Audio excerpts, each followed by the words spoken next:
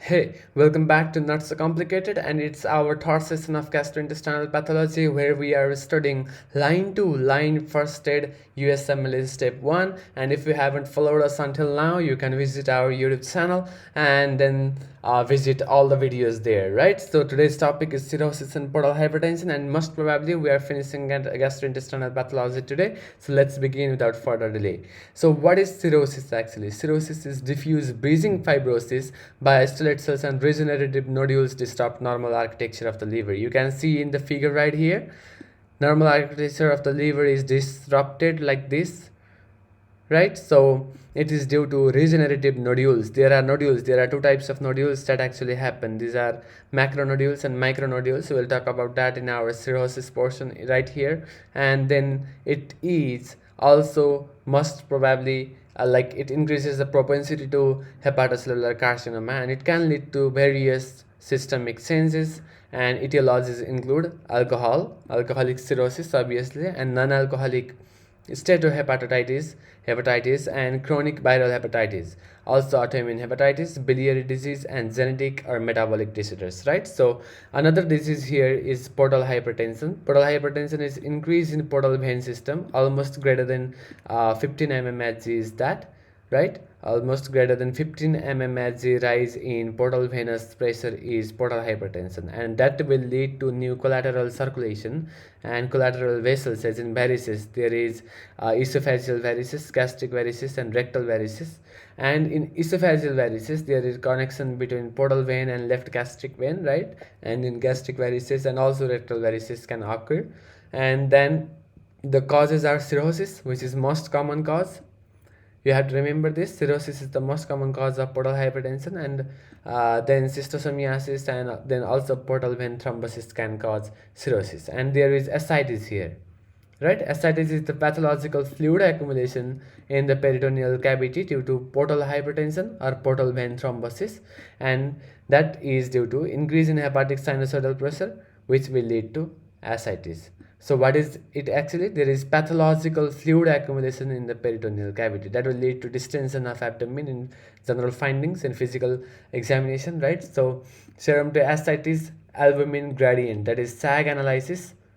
You have to remember this. SAG analysis of ascitic fluid sample determines etiologies of ascites. So if SAG analysis is greater than 1.1, that is due to portal hypertension, right? So that is how you remember.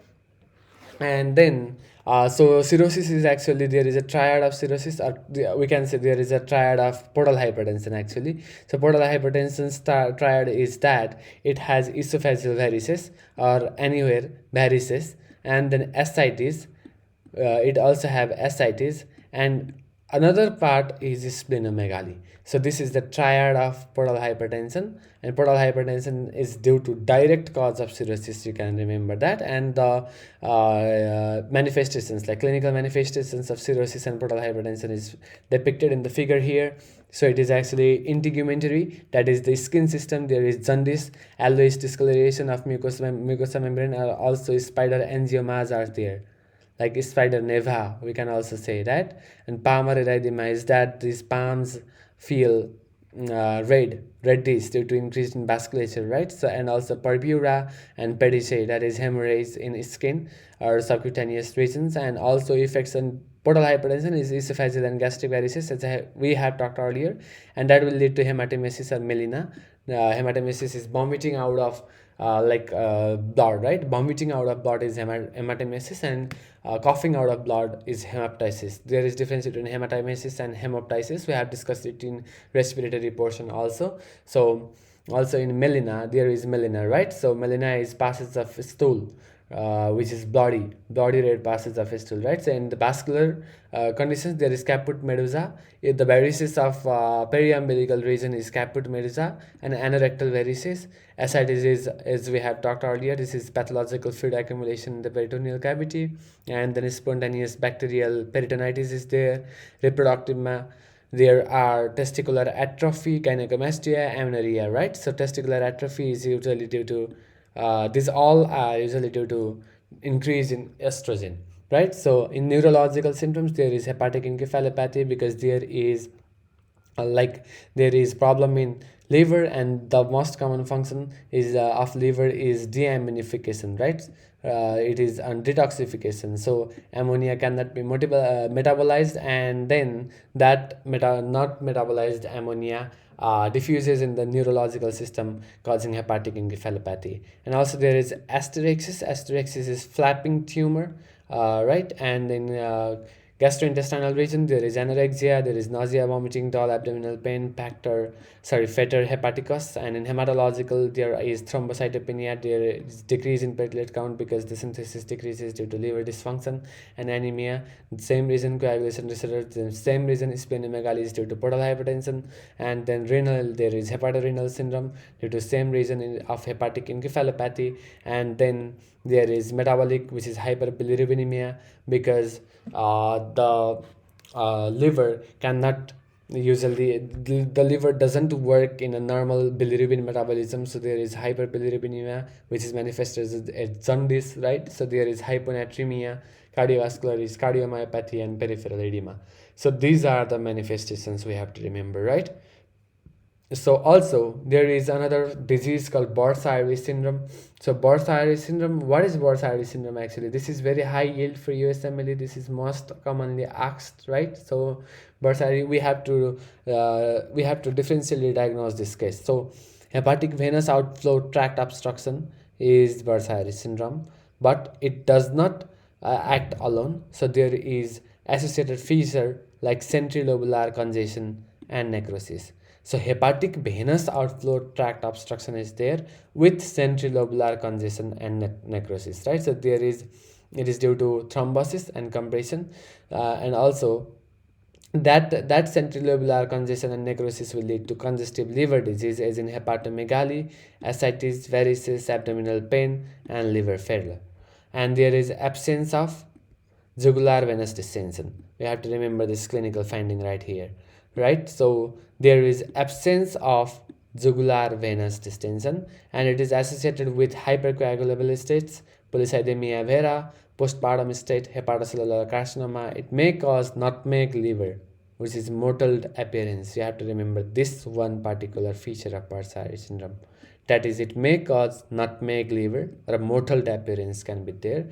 So there is Buerger syndrome leading to hepatosplenomegaly, portal vein thrombosis, which doesn't lead to any hepatomegaly unless pre-existing liver disease. So there is the differential between Buerger syndrome and portal vein thrombosis is that there is no hepatosplenomegaly in portal venous thrombosis. So in portal venous thrombosis, the thrombosis in portal vein proximal to the liver is that, and it is usually asymptomatic in the majority of the patients, but associated with portal hypertension, abdominal pain, fever. It may lead to bowel ischemia if extension to the superior mesenteric vein is there, right? So if this is a vein, you can see this is a vein, right? And there is a thrombus here. There is a lodgement of thrombus, right? Which is dislodged. There is a lodgement of embolus, which is the dislodged thrombus, right? So this will lead to decrease in blood supply to the distal part, and then there is obvious ischemia. And the etiologies include cirrhosis, malignancy, pancreatitis, and also sepsis. So there is another disease here called spontaneous bacterial peritonitis. So spontaneous bacterial peritonitis, it is also called primary bacterial peritonitis. It is very common and potentially fatal bacterial infection in patients with cirrhosis and ascites. These are the patient of cirrhosis and ascites has a high propensity to develop spontaneous bacterial peritonitis. It is often asymptomatic but can cause fevers, chills, abdominal pain, ileus, and also ileus is like static gut. You can say that static gut, and then worsening encephalopathy, right? So the commonly caused by gram-negative organism, because these are present most commonly in as a gut flora, as E. coli, Klebsiella, or less commonly gram-positive, that is Streptococcus, right? So we can see, and the diagnosis is via paracentesis with ascitic fluid absolute neutrophil count. So this is the diagnosis here. ANC value should be greater than 250 cells per mm cube. This is very high yield. So diagnosis is paracentesis with ascitic fluid absolute neutrophil count. ANC, absolute neutrophilic count, and that is for ascitic fluid. So it is greater than 250 cells per mm cubed, and we have to treat the patient with empiric first line treatment, which is third generation cephalosporin. The most common is ceftriaxone, right? So the serum markers of liver pathology, there are enzymes, there are functional liver markers, enzymes released in liver damage, right? So these all are our serum markers of liver pathology. Let's talk one by one. And to begin with, there is a spattered aminotransferase, which is also called AST. So in most liver disease, it is increased obviously, and then ALT will be greater than AST in most liver disease, and in alcoholic liver disease it also increases, but AST is greater than ALT in this case, which is reversed. Usually ratio is greater than 2:1. AST does not typically exceed 500 units per liter in alcoholic hepatitis, so make a toast with alcohol. That is how we remember. That is the mnemonics here. Make a toast with alcohol. So AST is greater than ALT in alcoholic liver disease. So basically, ALT is greater than AST, but AST is greater than ALT in alcoholic liver disease, and also AST is greater than ALT in non-alcoholic liver disease, suggests progression to advanced fibrosis or cirrhosis, right? So why this actually happens?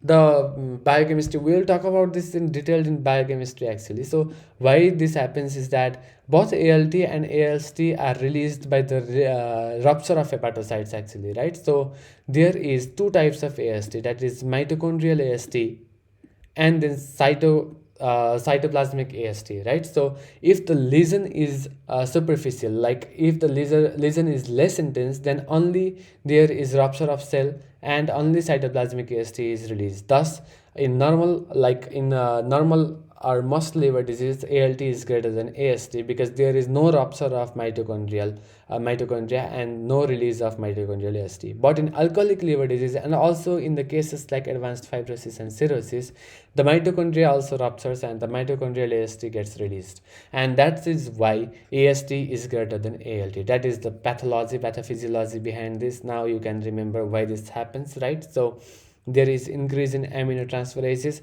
greater than 1000 units per liter. Differential includes drug-induced liver injury, example acetaminophen toxicity. Acetaminophen is also paracetamol, obviously.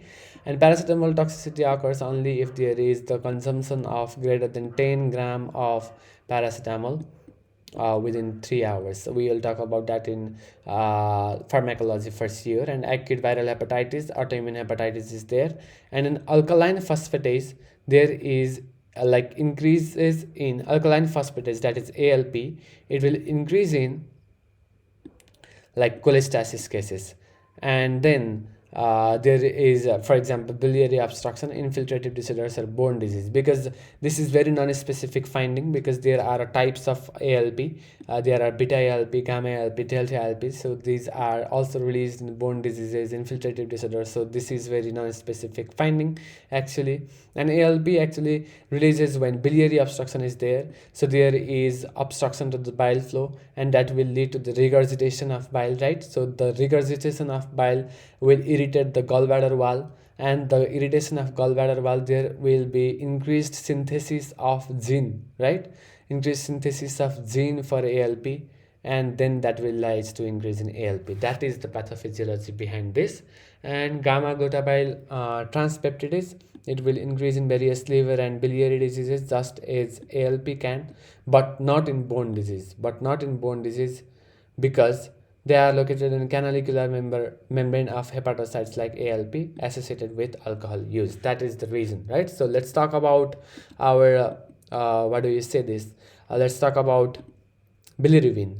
So bilirubin is increased in various liver diseases as in biliary obstruction, alcoholic and viral hepatitis, cirrhosis, hemolysis. We'll talk about this detailed in biochemistry because if we talk about this now, it will be a very long session, right? So the albumin is decreased in advanced liver disease because So not it doesn't decrease if there is acute hepatitis less than 20 days, because the half life of albumin is 20 days. So to notice that the albumin is decreased, it must be more than 20 days, right? So in chronic liver disease the albumin is decreased, but in acute liver disease the albumin may be normal. So you have to remember this. So it is also a marker of liver's biosynthetic function, obviously. And prothrombin time, this is a term where this is a marker of coagulation, clotting factors. Since there is decrease in clotting factors, so there is prothrombin time increased, right? So, and also prothrombin time is PT, right? So PT is play tennis. This is print this is a measure of PT. And also there is thereby, what do you think it is, thereby measuring the liver's biosynthetic function. What I meant to say here is that PT is play tennis. Tennis is the outside game, so extrinsic coagulation pathway is tested by prothrombin time. And in PTT, that is partial thromboplastin time, this is play table tennis. Table tennis is indoor game, right? So it tests intrinsic coagulation pathway. That is the reason. And also platelets, there is decrease in advanced liver disease, that is decrease in thrombopoietin, liver sequestration is there. And also portal hypertension causes splenomegaly or splenic sequestration. That is the reason, that is what it happens, right? So let's talk about Ray's syndrome. Ray's syndrome is very often seen in childhood, so it is often fatal. Let's talk, it is very rare and often fatal childhood hepatic encephalopathy. It is associated with viral infections, and it is also a side effect of aspirin. The side effect of aspirin is also Ray's syndrome. You have to remember this. And also associated with viral infections, especially VZV, and then VZV is varicella zoster virus, if you are confused about it, and also influenza virus that has been treated with aspirin. Also, aspirin metabolites decrease beta oxidation by reversible inhibition of mitochondrial enzymes, and this is the pathophysiology behind Ray's syndrome. That is, it decreases beta oxidation by reversible inhibition of mitochondrial enzymes. So findings are mitochondrial abnormalities, fatty liver is microvesicular fatty changes, hyperammonemia, hypoglycemia, vomiting, hepatomegaly, and coma. These are the findings of Ray's syndrome. There is increase in ICP, that is intracranial pressure, and increased morbidity and mortality. Renal and cardiac failure may also occur. Actually, ICP, you can test ICP by fundoscopy, right? There is papilledema in fundoscopy if there is raised ICP. And also, we have to avoid aspirin. There are measures for Ray's syndrome. Avoid aspirin, that is ASA, in children, except in Kawasaki disease, that is also ASA, right? So salicylates aren't a ray, that is ray of sunshine.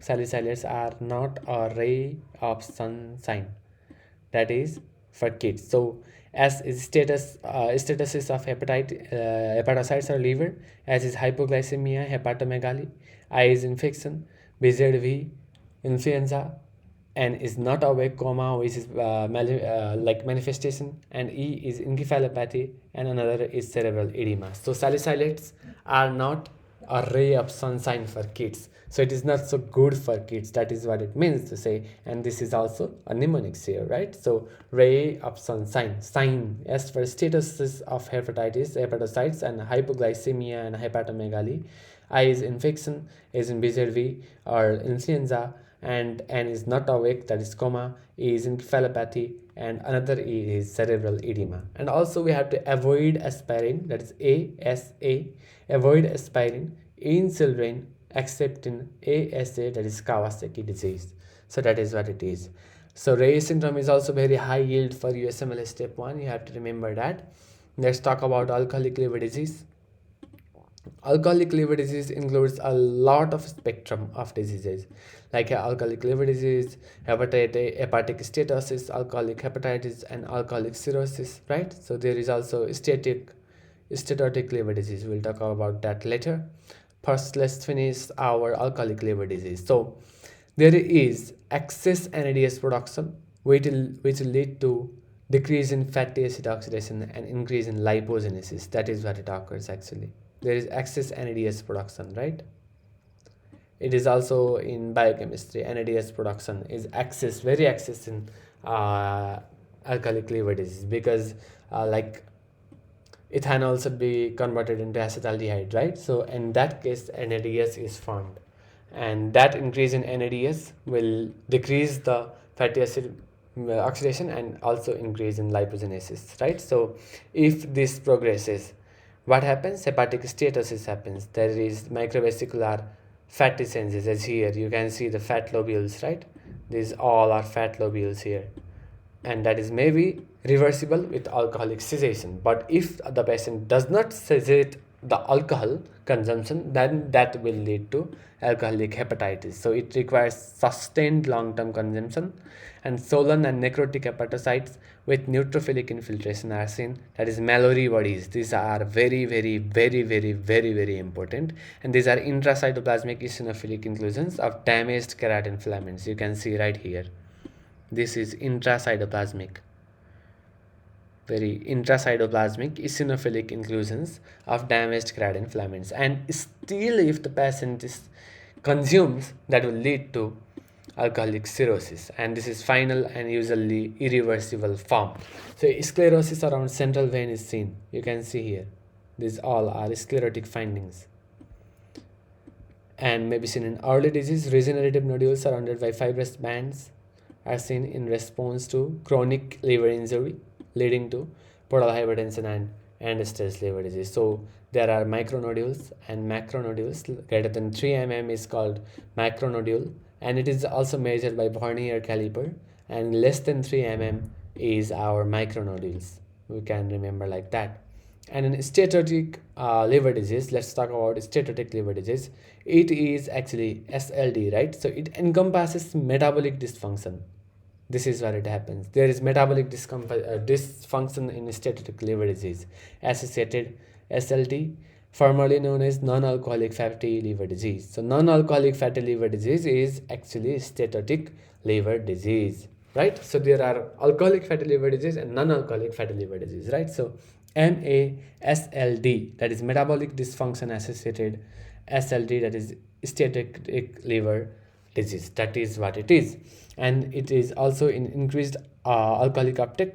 There is alcohol associated liver disease, specific etiology SLD, and cryptogenic SLD. These are the types of SLD, right?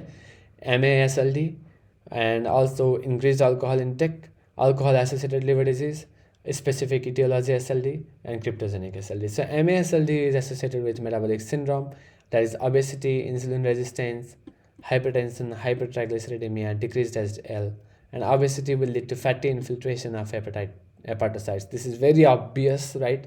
There is no concept in this. Obviously, obesity will lead to fatty infiltration of hepatocytes. And then in figure A, you can see here, cellular ballooning is there, like this.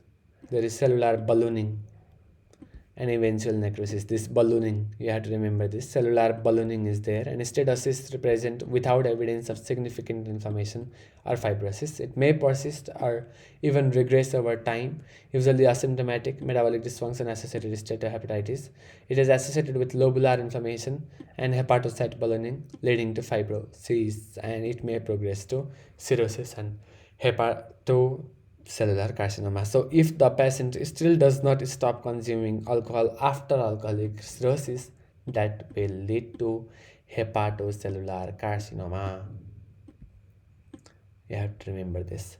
And the marker, it's off note, but marker of hepatocellular carcinoma is alpha fetoprotein, AFP. You have to remember that. So let's talk about autoimmune hepatitis right here.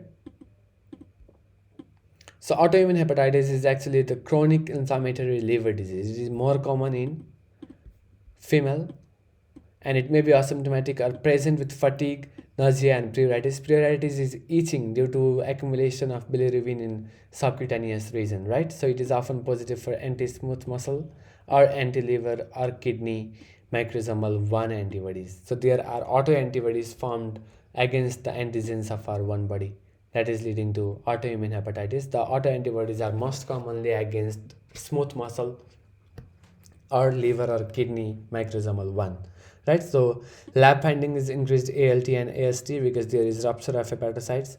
Histology shows portal and periportal lymphoplasmacytic infiltrate.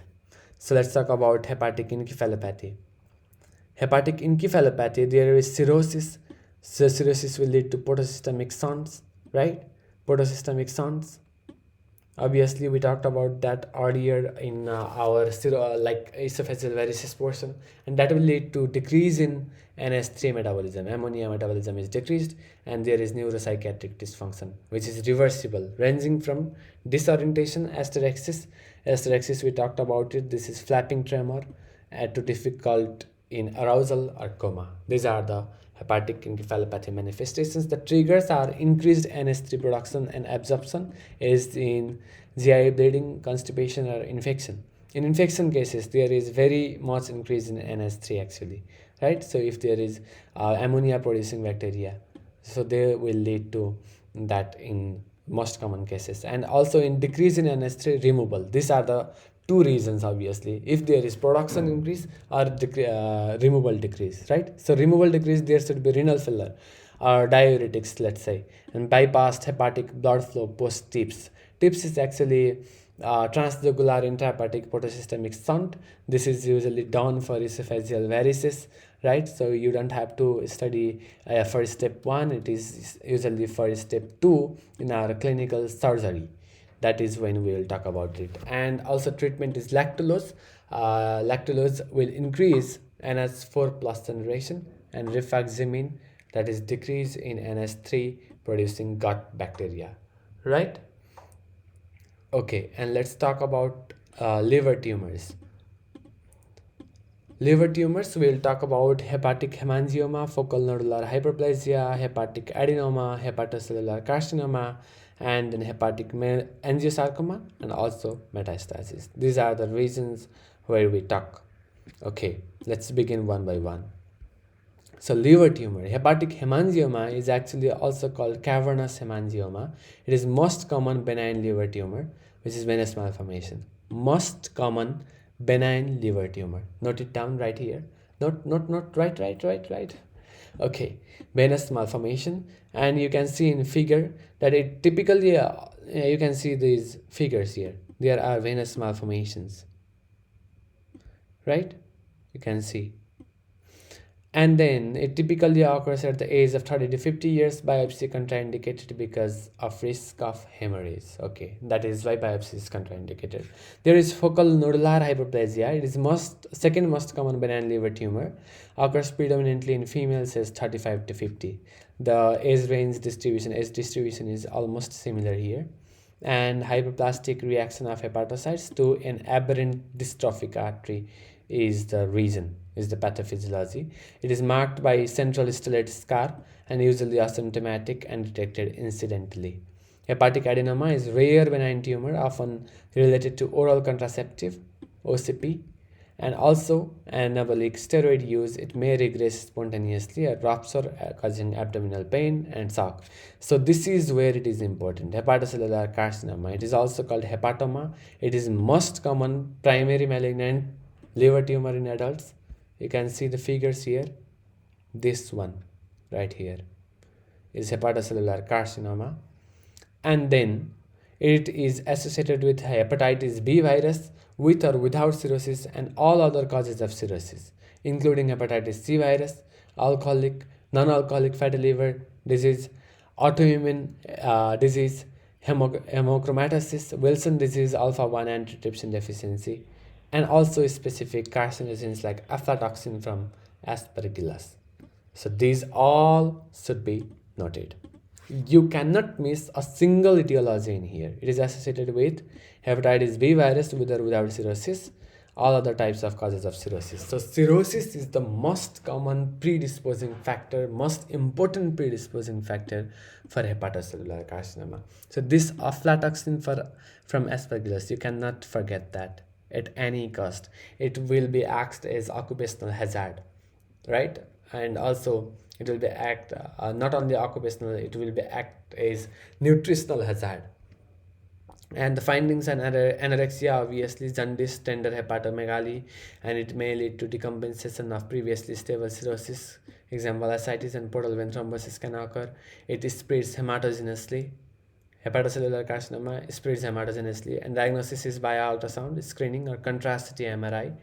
There you can see in contrast CT MRI or MRI only. This is MRI, and there is confirmation, right? So biopsy, if diagnosis is uncertain, and recurrence monitor with serum AFP, that is alpha fetoprotein. This is I have already said about it. Alpha fetoprotein is a serum marker for hepatocellular carcinoma.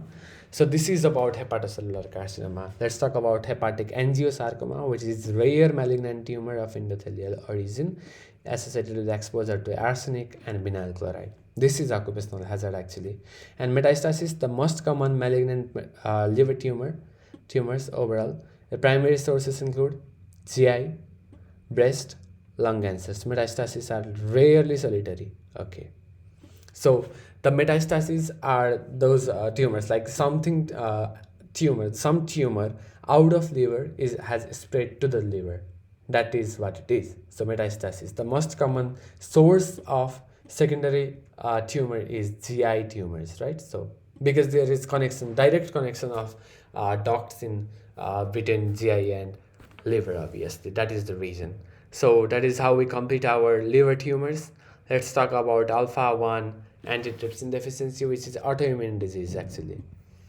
So basically what happens is there is pancreas with trypsin enzyme, right? So trypsin is actually inactivated from proform, which is trypsinogen, and it gets activated as trypsin, right? So to balance the trypsin activation, there is alpha antitrypsin to balance this. So if there is alpha antitrypsin deficiency, this trypsin enzyme will start to digest our one cell. That is what happens in alpha 1 antitrypsin deficiency. So it is misfolded gene product protein aggregates in hepatocellular ER, that is endoplasmic reticulum, that will lead to cirrhosis with PAS positive globules. PAS is a stain. Here you can see these red dots like rashes here, and this is codominant trait, often present in young patients with liver damage and dyspnea without a history of tobacco smoking is there. In lungs, decrease in alpha-1 trypsin will lead to uninhibited elastase in alveoli, so decrease in elastic tissue will cause panacenar emphysema. Lungs, there is manifestation like this, panacenar emphysema, and this will lead to emphysematous lung, and if the emphysema is severe enough, the emphysema can lead to BLAB rupture, right? Subpleural BLAB rupture. We have talked about this in our respiratory system, BLAB rupture, and that BLAB rupture will cause pneumothorax. That will cause pneumothorax in severe cases. Let's talk about jaundice. Jaundice is a very important. There are a lot of very in front of that. This is very important. Let's begin. So jaundice, you can see here is yellowish discoloration in sclera, right? So why there is yellowish discoloration in sclera? Because the bilirubin actually binds with collagen 4 collagen 4 in sclera, so it is yellowish discoloration. This is very high yield. This might not be here, you have to note it down. And abnormal yellowing of skin and / or sclera, which is icterus. So there is term called icterus, which means jaundice, and there is term called kernicterus, KERNI, kernicterus, which means that the jaundice has spread to brain. That is kernicterus. So this is due to bilirubin deposition, obviously binding with type 4 collagen, as I had talked earlier, and hyperbilirubinemia, secondary to increased production or decreased clearance, impaired hepatic uptake, conjugation, and excretion. These are the reasons. And there is a hot liver. These are the common causes of increased bilirubin level, that is hot liver. That is hemolysis, obstruction, tumor, and liver disease actually. So what is bilirubin? Bilirubin is actually the product of hemoglobin metabolism, right? So that is what it is. So hemoglobin is usually rise in hemoglobin is present in RBCs obviously, and if there is hemolysis, the release of hemoglobin is maximum. That will lead to increase in bilirubin, and that is the reason. And in obstruction, there is no excretion of bilirubin, and also that will rise the bilirubin, causing hyperbilirubinemia, and tumor is there, increase in cell turnover, and also liver disease because it cannot conjugate the bilirubin. There is conjugation and unconjugation, like conjugated hyperbilirubinemia and unconjugated hyperbilirubinemia, and also mixed. We'll talk about this in biochemistry. Actually, we'll talk about this in very detailed in biochemistry. So we'll talk about each of these in biochemistry actually. So conjugated is also direct hyperbilirubinemia. It occurs because of biliary tract obstruction, as of gallstones, cholangiocarcinoma, pancreatic or liver cancer, liver fluke, or biliary tract disease, as in primary sclerosing cholangitis. This has no specific treatment. This is a very serious case. And also primary biliary cholangitis. The excretion defect can be there, as in Dewey-Johnson syndrome and Rotter's syndrome. These are the cases. Direct bilirubin, conjugated. Only conjugated bilirubin can pass in the can be excreted, but if there is obstruction, they cannot be excreted, right? That is what it is. And unconjugated bilirubin, as in hemolytic cases, benign, that is neonates, Crigler-Najjar syndrome and Gilbert syndrome, there it is. We will have to talk about entire bilirubin metabolism and transport also to understand these all diseases right here. And also mixed hyperbilirubinemia, that will lead to actually I think I will make a different video in jaundice in detail. I will make that for sure, don't worry about it, but you have to subscribe. Yes. And mixed hyperbilirubinemia is both direct and indirect hyperbilirubinemia. It actually happens in hepatitis and cirrhosis. These all diseases has a pathophysiological or biochemistry like underlying reasons. We'll talk about that in the next video, as I have talked earlier, I promise you. And then there is benign neonatal hyperbilirubinemia. What it is that it is also called physiological neonatal jaundice. Why this happens is that there is a reason that is increase in fetal RBC turnover will lead to increase in hematocrit and thus decrease in fetal RBC lifespan, right? So since RBC lifespan is decreased, that will lead to hemolysis, and increased hemolysis will lead to increased bilirubin. And then immature newborn liver, because there is decreased UDP glucuronosyl transferase activity. This is the enzyme that I was talking about. This is the pathway that I am talking about in bilirubin metabolism that I will explain in next video. And also, so there is inability of liver to conjugate that unconjugated bilirubin. So that is because of immature newborn liver. And also sterile newborn gut, that is decreased conversion of urobilinogen and increased deconjugation by intestinal brush border beta glucuronidase, that will lead to increased enterohepatic circulation. Enterohepatic circulation actually occurs to convert urobilinogen to the secondary bilirubin metabolites, right? So if there are no any bacteria to convert those regions, as in sterile newborn gut, it will lead to increase like a vicious cycle of enterohepatic circulation. That is why there is accumulation of bilirubin. These are the reasons of physiological jaundice. And also beta-glucuronidase, it is a lysosomal enzyme for direct bilirubin deconjugation. It is also found in breast milk, so it is also called breast milk jaundice actually. May lead to pigment stone formation. It occurs in nearly all newborns after first 24 hours of life and usually resolves without treatment in 1 to 2 weeks. And exaggerated forms are either breastfeeding failure jaundice or breast milk jaundice. There are two types. So breastfeeding failure jaundice is that insufficient breast milk intake that will lead to decrease in bilirubin elimination in stool, so increase in enterohepatic circulation, as we have talked earlier.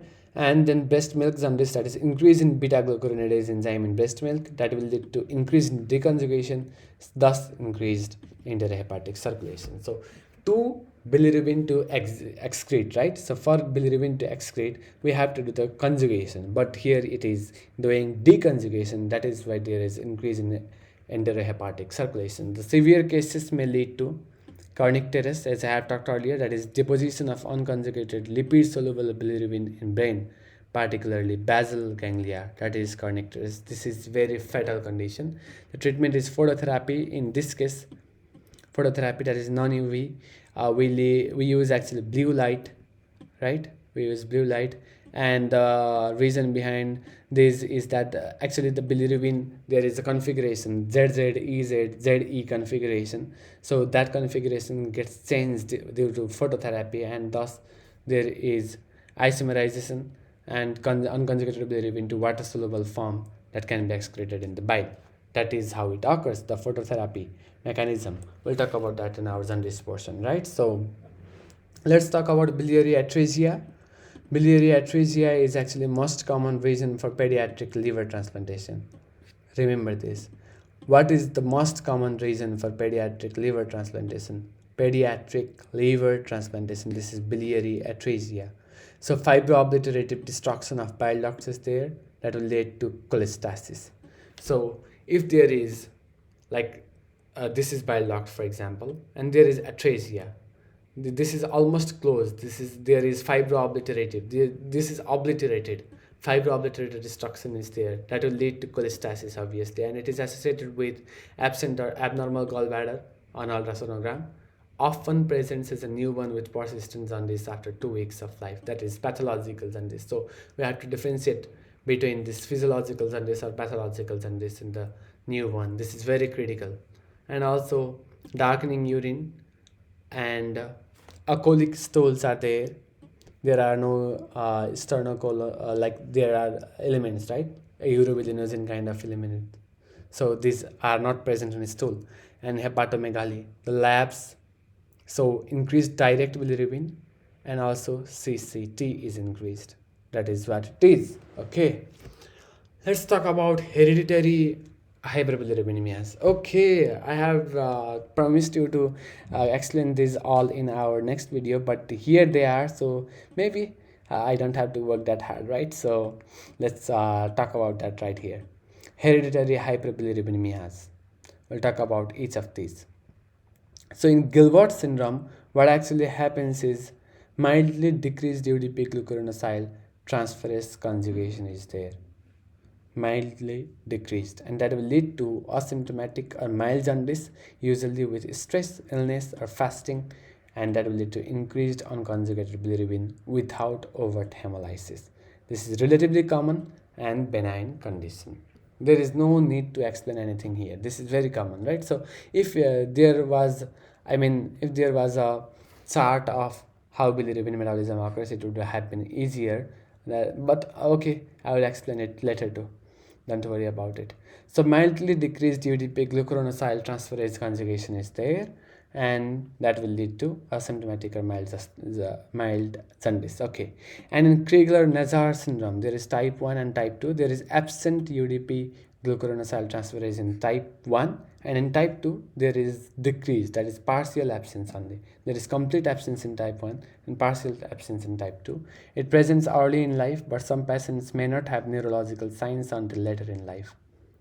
Okay, and let's talk about the findings. The findings in Crigler-Najjar syndrome is jaundice, kernicterus, because phototherapy does not work in this case, conjugated bilirubin, and also phenobarbital. Actually, there is phenobarbital test to differentiate between type 1 and type 2, right? So in type 1, phenobarbital is not responsive, and in type 2, phenobarbital is responsive.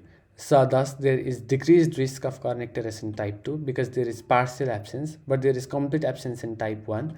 So there is kernicterus, high risk of kernicterus, that is unconjugated bilirubin deposition in brain, and also increased unconjugated bilirubin. The treatment is plasmapheresis and phototherapy. That is, it does not conjugate UCV, that is unconjugated bilirubin, but does increase polarity and increased water solubility to all excretion. Thus, liver transplant is curative. This is what it is. So type 2 is less severe, as I have talked earlier, responds to phenobarbital, as I have talked earlier, and also which increases liver enzyme synthesis. Let's talk about Dubin-Johnson syndrome. This is that conjugated hyperbilirubinemia due to defective liver excretion. Everything is normal except the liver excretion of bile. So grossly black or dark liver is present because there is no excretion, obviously. So this is conjugated hyperbilirubinemia case. Excretion of epinephrine metabolites, and this is benign. So also Rotor syndrome, this is phenotypically similar to Dubin-Johnson syndrome, but milder in presentation without black, that is regular liver. That is the only difference here.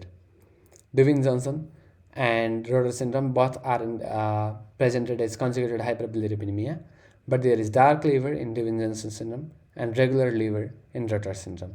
So due to impaired hepatic storage of conjugated bilirubin, that is what it is. So Kupffer cells are the macrophage, and space of tissue is there. Bilirubin uptake happens. Unconjugated bilirubin will get conjugated by the presence of PODP glucuronyl transferase enzyme, and this conjugated bilirubin, that is bilirubin diglucuronate, water soluble, will get mixed with water in bile flow, and that will go downstream, right? So in obstructive jaundice, the drainage cannot happen actually. That is what it is. Okay. Let's talk about Wilson disease and also hemochromatosis. There are biliary tract diseases too. We'll talk about each of these. Okay, Wilson's disease. Wilson's disease, it is also called hepatolenticular degeneration. Okay, there is actually copper thing here. Autosomal recessive mutations in hepatocyte copper transporting ATPase, as I have talked earlier. Copper transporting ATPase, ATP7B gene it is in chromosome 13. There is decreased copper incorporation into apoceruloplasmin and excretion in bile. So there is decreased serum ceruloplasmin. The finding of Wilson disease is there is decreased serum ceruloplasmin, and copper accumulates especially in liver, brain, as in basal ganglia, cornea. It is in cornea. Copper accumulates in cornea, right? So also increased urine copper. So it presents before 40 years with liver diseases in hepatitis, acute liver failure, cirrhosis, neurological diseases, dysarthria, dystonia, tremor, Parkinsonism, psychiatric disease, and Kaiser-Fisher rings. These are actually Kaiser-Fisher rings. And copper is deposited in descemet membrane of cornea. There are different membranes of cornea, and out of those, in descemet member of cornea, there is Kaiser-Fisher ring of copper.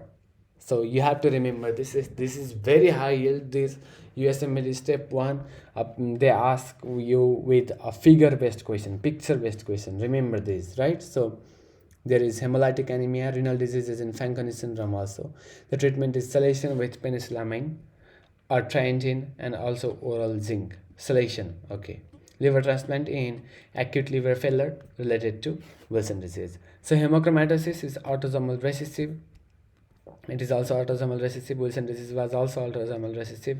The gene mutation is HFE gene located in chromosome 6. It was chromosome 13 in this case. And it leads to abnormal hepcidin production. Okay. Abnormal hepcidin production. So there is increase in intestinal iron absorption. What is hepcidin's function? There is a portal system here in iron absorption between intestinal lumen and plasma. That is here. Okay, so this transporter will be inhibited by hepcidin, but if there is no hepcidin, low hepcidin, then intestinal absorption to the plasma is increased, and that will cause iron overload, which can be secondary to chronic transfusion therapy, as in beta thalassemia major. This is most common. The most common complication of beta thalassemia major is iron overload if there is transfusion. Okay, we have talked about beta thalassemia in hematology and oncology portion. You can check on that also. So iron accumulates especially in liver, pancreas, skin, heart, pituitary and joints. So hemosiderin iron can be identified on liver MRI or biopsy with Prussian blue stain. You can see this is Prussian blue. Okay, and then it presents after 40 S40 when total body iron is greater than 20 gram. So for presentation to happen, total body iron should be greater than 20 gram. Iron loss through menstruation slows progression in females. Classic triad of cirrhosis, diabetes mellitus, and skin pigmentation, that is bronze diabetes, is present in hemochromatosis. This triad we cannot afford to forget. Cirrhosis, diabetes mellitus, and skin pigmentation is bronze diabetes. It also causes restrictive cardiomyopathy, classic, and dilated cardiomyopathy, which is reversible, hypogonadism, arthropathy, as in calcium pyrophosphate deposition, especially metacarpophalangeal joints. HCC is common cause of death in hemochromatosis, obviously. Okay, the treatment is repeated phlebotomy, iron chelation with deferasirox, deferoxamine, and deferapron. So it is all D. We have to decrease the ferron, right? D fe. This is all fe. Fe is the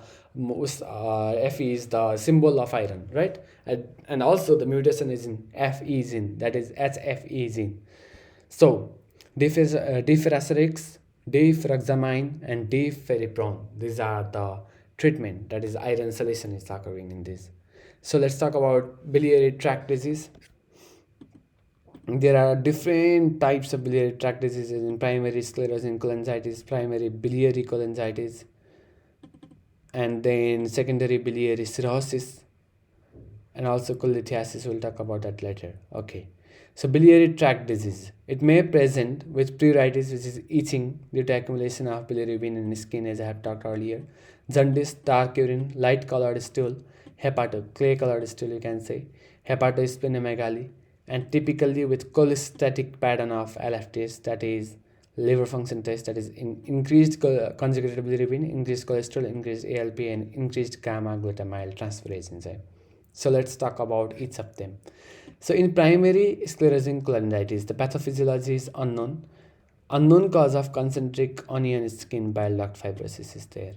Okay, this is like hyperplastic arteriosclerosis. Remember like that, like hyperplastic arteriosclerosis. There is onion skin bile duct fibrosis, concentric. Okay, that will lead to alternating strictures and dilatations with beading of intra and extrahepatic bile ducts in ERCP. Okay, beading, you can see there are like beads, like balls in here, right? There are beading due to alternate strictures and dilation. This is seen in ERCP, which is endoscopic retrograde cholangiopancreatography, and in magnetic resonance cholangiopancreatography also, MRCP, you can see in that too, right? The figure is of MRCP. So the epidemiology is classically in middle-aged males with ulcerative colitis, and additional features associated with ulcerative colitis: MBO, ANCA, PNCA, autonuclear cytoplasmic antibody is there, myeloperoxidase is there, and also increase in IgM antibody. It can lead to secondary biliary cirrhosis, increased risk of cholangiocarcinoma, and gallbladder cancer is there. So let's talk about primary biliary cholangitis. Autoimmune reaction is there, that will lead to lymphocytic infiltration with or without granulomas, and also destruction of lobular bile ducts. It is classically present in middle-aged females. It is classically present in middle-aged males. Primary sclerosing cholangitis in males, biliary cholangitis in females. There are anti-mitochondrial antibodies positive with increased IgM antibody. It are associated with other autoimmune conditions like Hashimoto thyroiditis, rheumatoid arthritis, celiac disease, and the treatment is ursodiol. Let's talk about secondary biliary cirrhosis. There is extrahepatic biliary obstruction in this case, and obstruction means there is increase in intraluminal pressure into intrahepatic ducts. That will lead to injury and fibrosis and also bile-stasis. The patients with known obstructive lesions are there, as in gallstones, biliary strictures, pancreatic carcinoma. It may be complicated by acute cholangitis. Okay, let's talk about cholelithiasis. There may be just 2 pages now. Okay, this is it. We are finishing today is in pancreatic adenocarcinoma. Okay, that is all for today. Let's talk about cholelithiasis. Cholelithiasis is gallstones, obviously, and related pathologies. Right? So, cholelithiasis is increased in cholesterol or bilirubin, decrease in bile salts that actually in normal regions emulsify the cholesterol, and gallbladder stenosis, which all cause clots or stones. There are two types of stones. This is very high yield and important: cholesterol stones and pigment stones. Cholesterol stones are also two types. That is true stones like pure stones and mixed stones. There are radiolucent with 10 to 20% opaque due to calcifications, 80% of stones, and associated with obesity, Crohn's disease, advanced age, and estrogen therapy, multiparity, rapid weight loss, medications like fibrates, race as an increased incidence in white and Native American populations. Okay, cholesterol stones are like that. They are radiolucent. You have to remember like this. So pigment stones are radio opaque, but cholesterol stones are radiolucent. So if you can't see any stones in X-ray, you cannot say that there are no stones because the radiolucent stones like cholesterol stones can be there. So USG is the definitive diagnosis. So ultrasound there is posterior acoustic shadow that can be seen in ultrasound. Okay. So calcium bilirubinate hemolysis brown is radiolucent. There are two types in pigment stones, black and brown. In black there is radiopaque, in brown there is radiolucent, and also infection. It is associated with Crohn's disease, chronic hemolysis, alcoholic cirrhosis, advanced age, biliary infections, and total parenteral nutrition. Total parenteral nutrition. Most common complication is cholecystitis, can also cause acute pancreatitis and acute cholangitis. How can it cause acute pancreatitis? Is that there is dislodgement of the stone, and that dislodged stone will go to the biliary tract, right? So biliary tract, there is obstruction by that stone in ampulla vater that will lead to stasis of pancreatic duct flow of enzymes, and the accumulation of enzymes is there, irritation and autolysis of pancreas occurs, that will lead to acute pancreatitis. Okay, diagnosis is by ultrasound, as I have talked, and we have to treat with elective cholecystectomy if symptomatic. Cholecystectomy, there is a procedure, there are ports in laparoscopic cholecystectomy. We have to talk about that in our surgery in step 2. So the risk factors are 8 F's: female, fat, fertile, 40, fair, feeds of TP and total parenteral nutrition, and fasting, that is rapid weight loss, and fibrates. There are 8 F's of risk factors you have to remember. And then these risk factors accumulate if there are present of like maximum number of risk factors like this, that will lead to increased cholesterol, decreased bile cells, and gallbladder stasis occurs, that will lead to supersaturation of bile with cholesterol, thus formation of cholesterol stones. And in chronic hemolysis and biliary tract infection, there is increased unconjugated bilirubin, that is gallbladder stasis, and supersaturation of bile with calcium bilirubinate occurs. Calcium bilirubinate occurs, and that will lead to pigment stone. These are pigment stones, black colored stones which are radiopaque. That is the reason. So the related pathologies are biliary colic, cholelithiasis, and then cholecystitis. Okay, and also porcelain gallbladder, acute cholangitis. Let's talk about each of them. So biliary colic. What is biliary colic? Biliary colic, it is associated with nausea and vomiting actually. It is associated with nausea and vomiting and dull right upper quadrant pain. And there are neurohumoral activation, example CCK after a fatty meal, which triggers contraction of gallbladder. Obviously, this is physiology, and forcing stone into the cystic duct. There is a reason actually called Hartmann's pause. This is anatomical anomaly. There is Hartmann's pause, and that is the portion where the stone is most likely lodged in our gallbladder. And also labs are normal. Ultrasound shows cholelithiasis. That is the case of biliary colic. And cholelithiasis is actually presence of gallstones in common bile duct, CBD, often leading to elevated CLP due to regurgitation of bile and gamma glutamyl transferase, and there are direct bilirubin, and also AST and ALT. So let's talk about cholecystitis. There are acalculous and calculous cholecystitis, okay, and also acute or chronic cholecystitis. So calculous cholecystitis is the most common type. There is cholelithiasis. There are stones cause irritation of the gallbladder wall that will lead to inflammation and gallbladder wall thickening. You can see there is gallbladder wall thickening greater than 5 mm actually. Greater than 5 mm of greater gallbladder wall thickening is seen in ultrasonography and can produce secondary infection obviously. And in acalculous cholecystitis, that is due to gallbladder stasis, hypoperfusion or infection like cytomegalovirus seen in critically ill patients. There is Murphy's sign. You have to remember this Murphy's sign, which is respiratory arrest on right upper quadrant palpation due to pain. Inspiratory, this is inspiratory arrest, like you can palpate the subcostal region of right upper quadrant and notice the change, and ask the patient to deeply breathe and notice the change in the facial expression of the patient. There it's breath catch expression in the face, that is Murphy's sign positive. And pain may radiate to right shoulder due to irritation of the phrenic nerve. Phrenic nerve is the nerve that supplies a diaphragm, right? And also increased ALP if bile duct becomes involved, example in cholangitis, acute cholangitis. And diagnosis with ultrasound or cholecystography, HIDI scan is done. And also failure to visualize gallbladder on HIDI scan suggests obstruction. Okay, in HIDI scan, if there is no visualization of gallbladder, that suggests obstruction. So let's talk about gallstone ileus, that is fistula between gallbladder and GI tract is formed.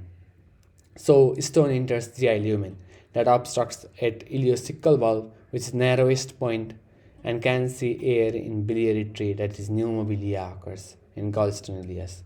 In gallstone ileus, there is pneumobilia, and the most common finding and most important finding here is regular triad. This regular triad is radiographic findings of pneumobilia, small bowel obstruction, and gallstone, usually in iliac fossa. Okay, this is regular triad. Note it down right now. Radiographic findings of pneumobilia, small bowel obstruction, gallstone, usually in iliac fossa. There is also porcelain gallbladder called. So porcelain gallbladder is calcified gallbladder actually. Calcified gallbladder due to chronic cholecystitis, usually found in incidentally on imaging like this. It looks like porcelain, right? Like a vase. Like a vase, okay. The treatment is prophylactic cholecystectomy, generally recommended due to increased risk of gallbladder cancer, mostly adenocarcinoma. So acute cholangitis is also called ascending cholangitis, infection of biliary tree, usually due to obstruction that leads to stasis, bacterial overgrowth. So here are differences. Cholelithiasis is the presence of gallstone in common bile duct. Acute cholangitis is infection of biliary tree, not only common bile duct. This is the infection of biliary tree due to obstruction. Okay, there is Charcot triad present in acute cholangitis, that is jaundice, fever, and RUQ pain.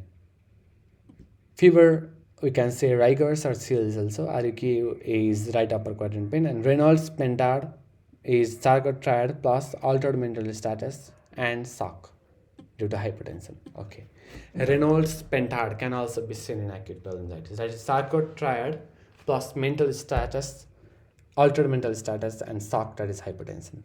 Let's talk about cholangiocarcinoma. Cholangiocarcinoma is the malignant tumor of bile duct epithelium. It is the most common location is convergence of right and left hepatic ducts. Okay, convergence of right and left hepatic duct, like this is right, this is left. The convergence, this portion right here is the most common location, and the risk factors is primary sclerosing cholangitis, liver fluke infections of clonoarchis, right? So usually presents late with fatigue, weight loss, abdominal pain, jaundice. Imaging may show biliary tract obstruction, and histology shows infiltrating neoplastic glands associated with desmoplastic stroma. Desmoplastic is reactive stroma, right? Okay, that is how we finish our gallbladder. That is, let's talk about pancreas. Pancreatitis, there is acute pancreatitis and chronic pancreatitis, and also there is pancreatic adenocarcinoma, and that is the last topic for today. Stay patient. If you are still here with me, be patient. So it refers to inflammation of the pancreas. It is usually sterile. Okay. In acute pancreas, there is autolysis of pancreas by pancreatic enzymes. Figure A shows pancreas, yellow arrows surrounded by edema, that is red arrows. Okay. This is pancreas and it is surrounded by edema. Okay. This is it. It is surrounded by edema, right? The causes are idiopathic, gallstones, ethanol, trauma, steroids, mumps virus, autoimmune disease, scorpion sting, hypercalcemia or hypertriglyceridemia of greater than 1000 mg per deciliter, ERCP, endoscopic retrograde cholangiopancreatography, drugs like sulfa drugs, NRTIs, and then protease inhibitors. So there is the mnemonics. I get smashed.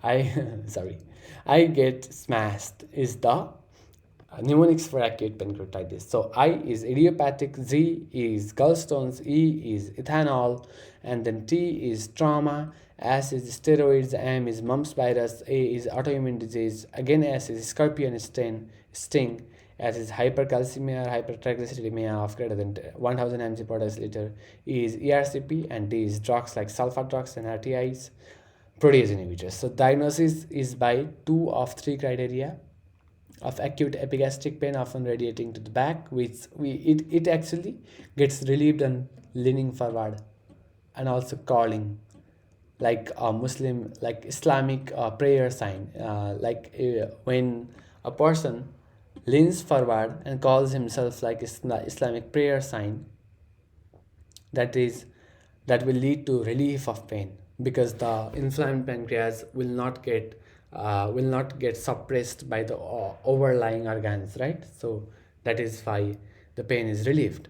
And serum amylase or lipase, more specific to greater than 3 times upper limit of normal, and characteristic imaging findings. These are the criteria. There are different criteria called Atlantic criteria, right? Bishop criteria. We'll talk about that in surgery. This is not a portion of step 1.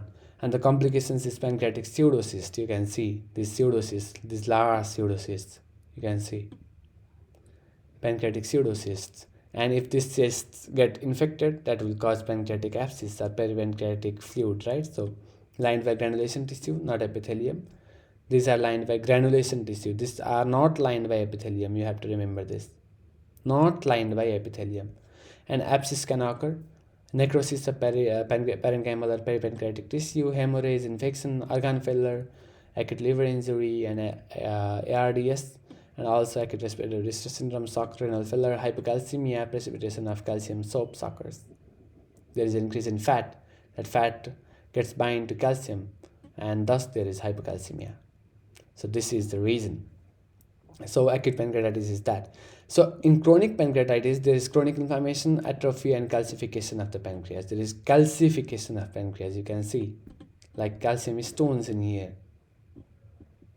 The dots like stones. The major risk factors include alcohol use disorder, genetic predisposition, cystic fibrosis like in SPINK1 mutation, and can be idiopathic also. Complications include pancreatic insufficiency and cirrhosis, and also pancreatic insufficiency is in typically when less than 10% pancreas functions. May manifest with steatorrhea, fat-soluble vitamin deficiency, and diabetes mellitus. Amylase and lipase may or may not be elevated, almost always elevated in acute pancreatitis. So in acute pancreatitis, amylase and lipase are almost always elevated, but they may not be elevated in our chronic pancreatitis. Okay, the last topic for today is pancreatic adenocarcinoma. It is very aggressive tumor arising from pancreatic ducts. Disorganized glandular structure with cellular infiltration is there. There you can see the cellular infiltration. Right? Okay. It is often metastatic at presentation with average survival of almost 1 year after diagnosis. There is 40% of only 40% survive 1 year. So tumors are more common in pancreatic head, as in the figure here. This is the head of pancreas. This is neck, the body, and the tail, right? So pancreatic head is more propensed to develop the tumor and lead to obstructive jaundice, and also associated with CA19-9 tumor marker, also CEA, carcinoembryonic antigen, which is less specific. These are the tumor markers for pancreatic adenocarcinoma. The most common genomic abnormality is KRAS activating mutation. The risk factors are tobacco smoking. Strongest risk factor is tobacco smoking, chronic pancreatitis, especially greater than 20 years, diabetes, and age greater than 50 years. It often presents with abdominal pain radiating to the back, and then weight loss due to malabsorption and anorexia, migratory thrombophlebitis, redness and tenderness and palpation of the extremities, which is Trousseau syndrome. You have to remember this Trousseau syndrome. Redness and tenderness and palpation of extremities. Migratory thrombophlebitis is there. Thrombophlebitis is the inflammation of vein. And also obstructive jaundice with palpable non-tender gallbladder, which is curvaceous sign. These two specific signs are there: Trousseau syndrome and curvaceous sign, that is non-tender but palpable gallbladder, that is present in pancreatic adenocarcinoma. And that is how we wrap it up. That is how we wrap our gastrointestinal pathology, and we will talk another system in our next we can talk renal maybe. So thank you for staying with me. If you are still here, and subscribe and share the video if it even helped a little bit. So thank you.